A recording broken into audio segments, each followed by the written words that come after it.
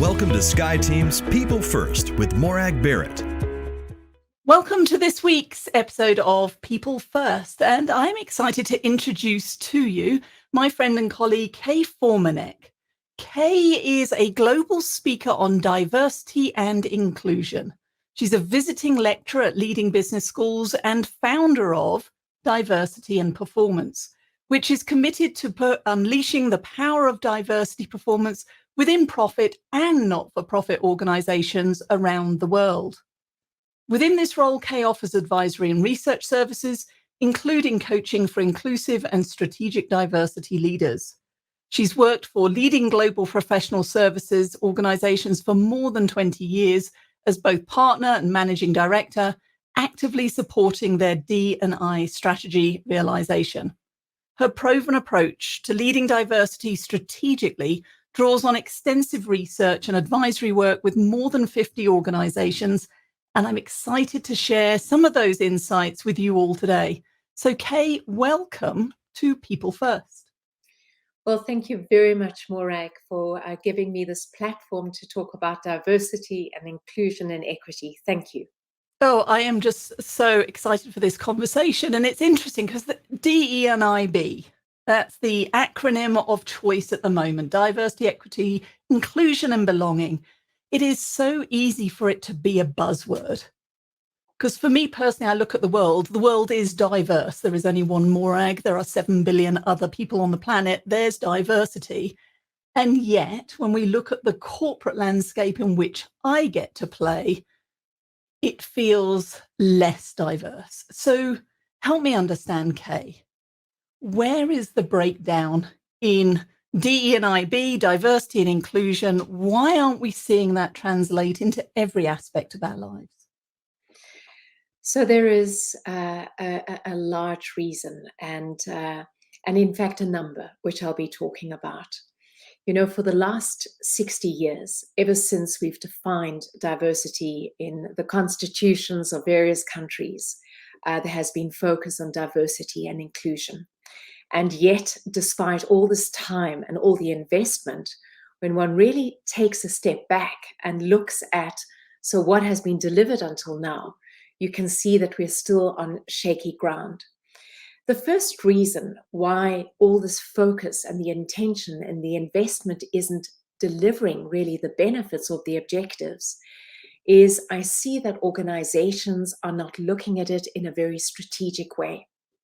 So easy for organizations to be pressured through what they're reading, looking at what others are doing, versus taking the step back and saying, so what is my mandate? And why is diversity, inclusion, equity, and belonging important for delivering that mandate? So reason number one, a lack of a strategic approach. Reason number two is, interestingly enough, we don't have a shared vocabulary within the organization what we mean by diversity. And diversity should mean different things for different organizations. So if I'm in an organization and what is important for me is a consumer group that is young and globally placed, what is going to be important for me is to really put a focus on the dimension of diversity, which is about age and a multicultural background, which allows me to better understand my consumers. But on the other hand, if I am, for example, a central bank where I need to mitigate risk on behalf of my citizens, then the diversity that I need is to allow me to have a good perspective of this global world. And it is about specializations and focus. So the second reason, we're not defining the dimensions of diversity in light of our environment. And third thing is we tend to push it to another function to lead it. And in fact, it needs to be embraced by leadership, but it can't be driven top down because it has to be embraced also by people within the organization because they've got a role to play. So those are really the three key reasons that I see. It's interesting you talk there about it can't be a top-down initiative. I've seen that too many times where it's delegated sometimes to human resources or ERGs and affinity groups, congratulations, go solve the problem yourselves. And, we as leadership have done our bit. But to your point, it's a two-way conversation throughout that whole process. So tell me more about the role of leadership in understanding the elements that need to be in place to even start an effective conversation, let alone an effective program. Because diversity has had such a rocky road, many people have become cynical about diversity, inclusion, equity. One of the reasons is that they don't actually believe in the authenticity of what leaders are saying about diversity. And they're cynical because, in fact, they don't see leaders walking the talk of diversity. So you're asking about the role of leadership. First of all, a leader should know why it is critical to be navigating diversity for the organization. Secondly, they need to be displaying the behavior of inclusiveness. If they're calling about, we want to be more diverse, but they are someone that demonstrates lots of microaggressions, are biased, are not tolerant, are not leading in their own behavior to an inclusive environment, people really become quite cynical. And leaders need to invite people to actually belong through creating interventions. For example, when they're chairing a meeting, being on the lookout in terms of those people who are not having a sense of belonging, who are not contributing because they might be afraid, providing the sponsorship. So all these very important roles. And one other thing that I'd like to say, there isn't a possibility for diversity dimensions to deliver benefits without inclusion. And what research and my work has also shown is that the behaviors and day-to-day actions of leaders have a 70% impact on whether an environment is inclusive or not. So diversity plus leadership then actually gives this inclusiveness that gives the benefits.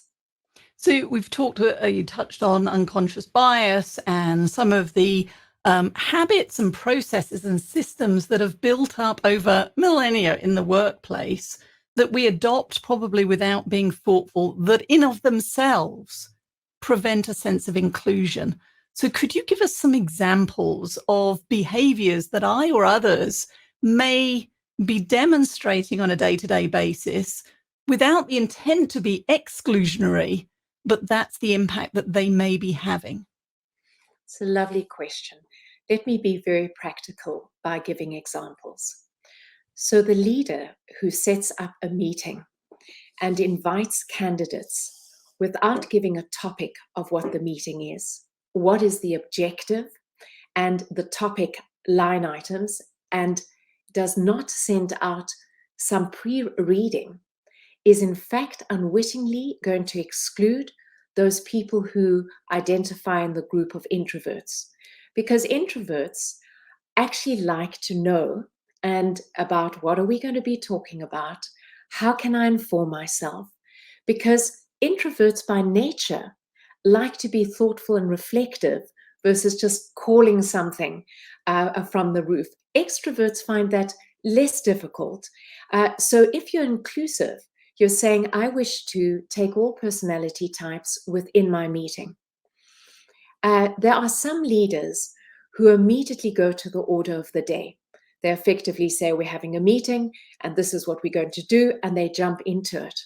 What we've seen is the ritual of check-in of a chair of a meeting, which is simply saying a very good day. Before we start our business at hand, let's simply have a round where we do a check-in. How are you feeling today?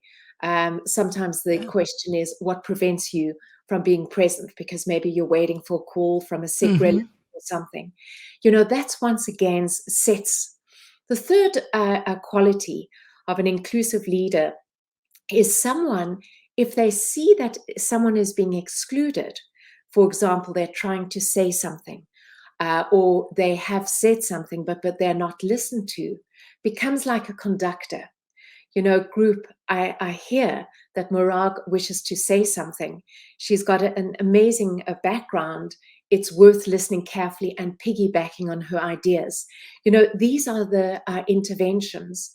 It would be someone who, if they see a sexist or racist remark or even a stereotypical remark, is able to have the courageous discussion, not as a parent to a child, which is, you bad person, what have you done? But rather, something has been said and I'm feeling somewhat uncomfortable. May I highlight why it is? It's that person who's able, in a seamless, non-hostile way, interact when there is a hostility that has been made. Mm-hmm. I know for myself that last example, in terms of having the courage to step in and signal my own discomfort or signal the possibility of anyone's discomfort, is something that I wrestle with internally, and sometimes so long that I feel like the moment has passed. And so as individuals looking for those, practicing, rehearsing in our heads, just getting comfortable with the uncomfortableness so we can make it better for everyone.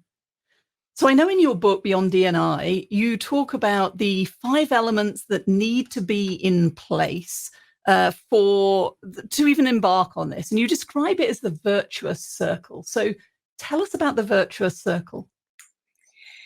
So the virtuous circle is indeed talking about the 5 elements that need to be present to indeed facilitate the objectives or the goals around diversity programs coming to be. And what I need to say first is there are various reasons that organizations pursue diversity and inclusion.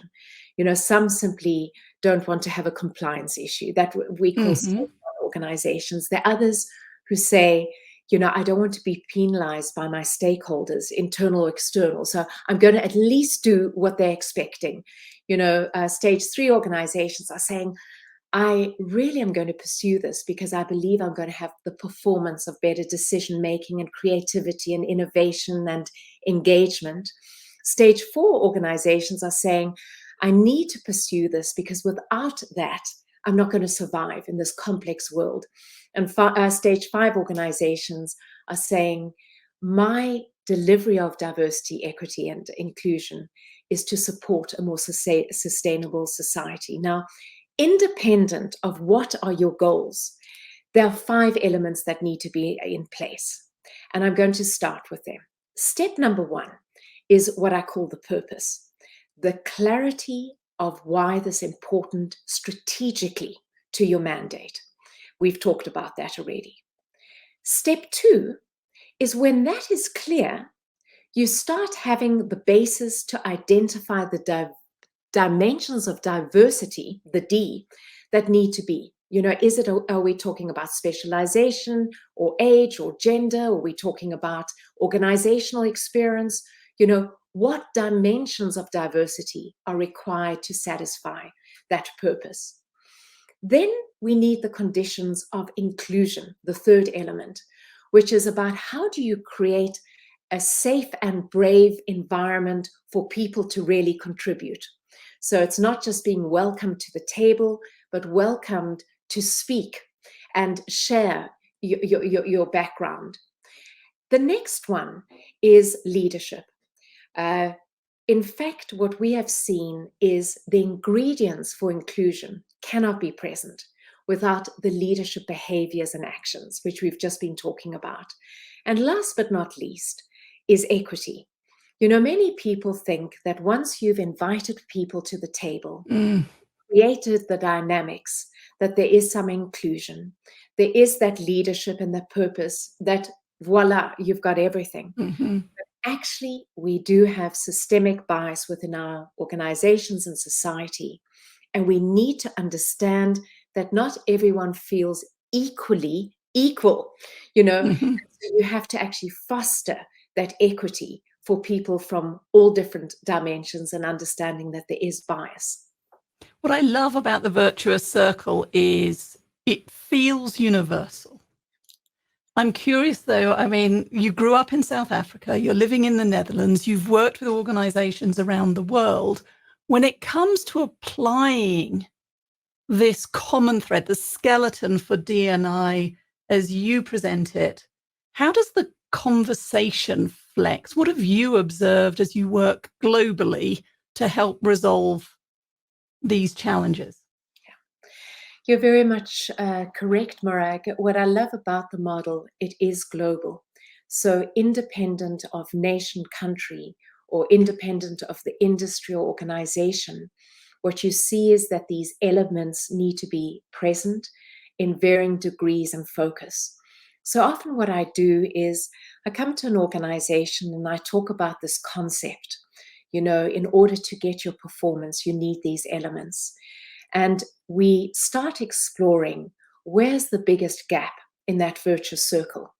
There will be some people who say it's inclusiveness. We've had an inclusiveness index. We see that people are not feeling safe. They're not willing to, or they could say, actually, we've got these dimensions, but it's really about equity. We are seeing that there is a big bias that we're having, and we need to mitigate it. So the virtuous circle is almost that first discussion that you can have when you're looking at, you know, a top-down basis. What are the things that are present or not present? And you can start discussing it. What you will see is that sometimes you've got environments and even nations which are quite hierarchical.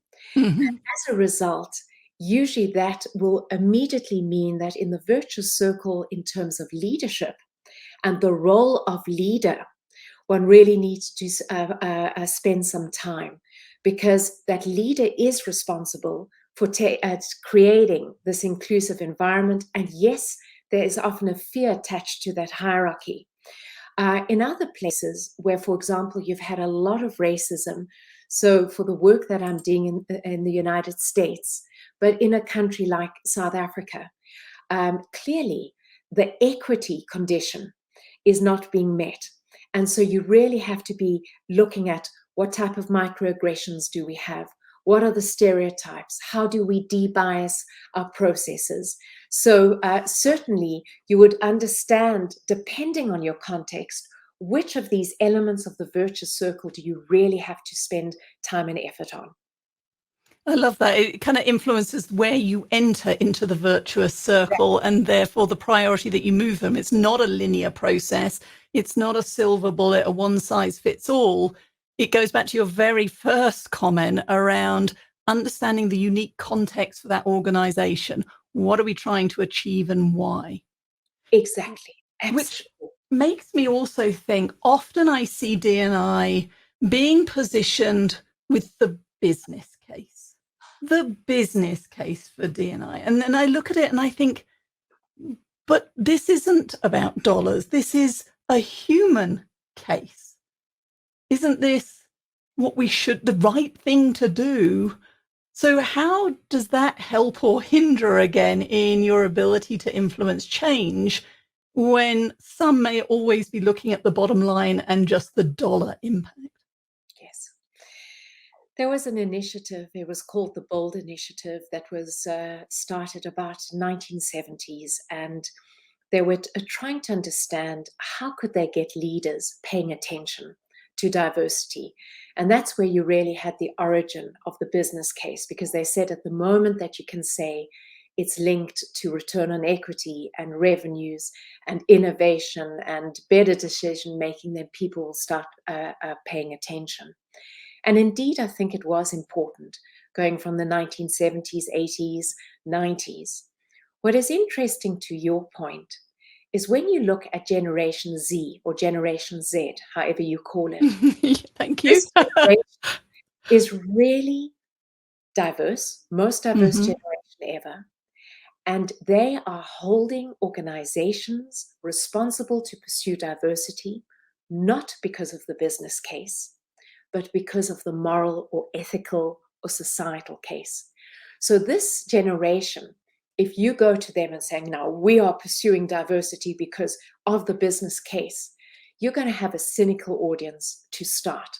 So to your point, more and more organizations are recognizing that their strategic narrative for diversity, by all means, is customer congruence and understanding and satisfaction, but they need to be putting within their narrative that this is the right thing to do. This is the thing that one needs to do so that people are treated with respect, they have the opportunity to display their talents, etc., etc. So, absolute good point. So as we come towards the end of our time together, for the people listening who get it, who say, yes, this is the right thing to do, and it may lead to business benefits, but it's the right thing to do. What advice do you have for somebody who is not the CEO or not the head of HR or not the head of any? How do they advance that conversation in a way that draws others in? There you go. I'll stop there. How do we all individually start to advance that conversation in a way that can draw others in? One of the things that I really have developed is a certification to address this point. Often we start talking about diversity, and we talk about what society can do or what the organization can do. And I'm actually starting what can each person do, what I call the self, and the self in the team. And part of a process of having an impact is starting the dialogue.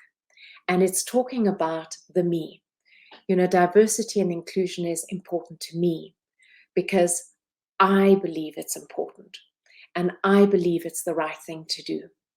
And if I am a team leader, I talk about what are the things that I can do to invite you in. What can I do to allow us, in terms of all our diversity of background and thought, to be able to, put it together for benefits? So I think it is having this conversation and getting the dialogue. And you and I talked about also those courageous conversations. At the moment, the person steps in and saying, I've just heard this, and I'm sure it's not deliberate. It might be unwitting, but I want to raise my hand because I think if we don't say anything, it just perpetuates something. People are really given so much courage to step in themselves. So what I say to people, don't wait for the organization and society to be doing things. By having your own narrative of why this is important and stepping in, you give other people wings. And you create an environment for something to happen. I get goosebumps because you're talking my language there, Kay. And my new book, You, Me, We, Why We All Need a Friend at Work and How to Show Up as One. That is the premise that my co-authors and I have, which is don't wait for others to be a friend for you. It's how can you show up as a friend for others? How can you show up as a friend to yourself? Because if you are sitting in a meeting feeling that your opinion isn't being heard or that you can't speak up because ... then find a way to find your voice. Because every team and every organization, your community needs you.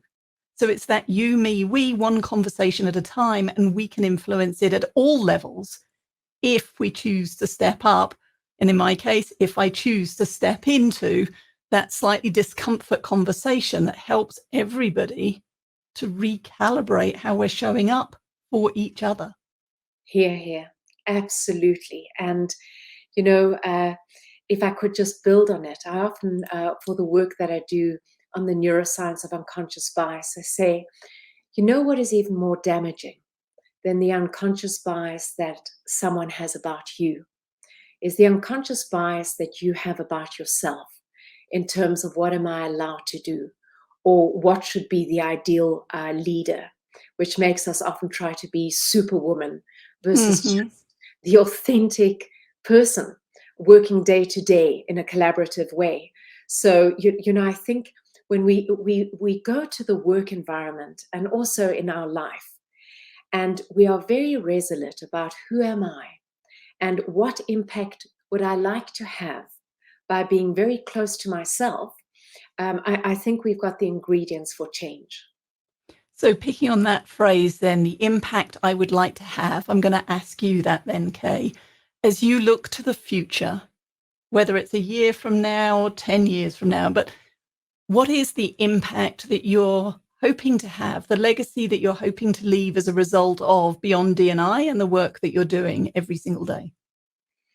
I would love to create strands of humanity. Having been a partner in a big professional services organization and all this focus on achieving and doing, and what I realize actually through my career is what is impactful is what you've talked about, the daily conversations, putting someone in their light, creating a sense of belonging.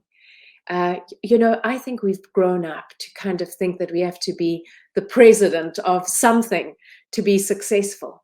And I think the success is the daily human conversations, which allows other people to succeed. It's time for us to be the president of me, the president of us, and take ownership for it. Oh, I could keep going, Kay. I have so enjoyed this conversation. Thank you for sharing just some. I was going to say all of your insights, sharing the insights that you shared, but I know that there is so much more richness behind it. So on that note, for people who are listening, how can they learn more about you, or how can they learn more about how they're showing up in the world and take those first steps of ownership in creating an inclusive environment wherever they are?